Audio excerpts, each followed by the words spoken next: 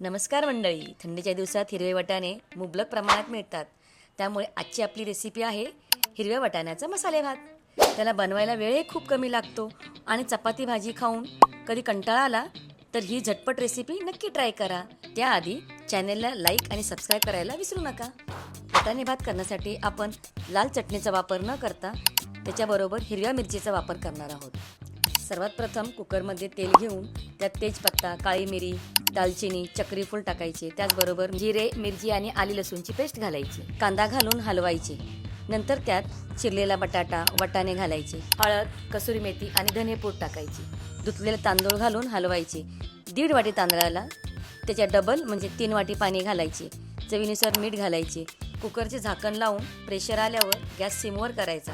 2 ते 3 मिनिटे झाल्यावर गॅस बंद करायचा. मग मस्त गरमागरम भातावर तूप घालून त्याबरोबर कांदा, लोणचं आणि पापड सर्व करा. झाला मसाले भात तयार.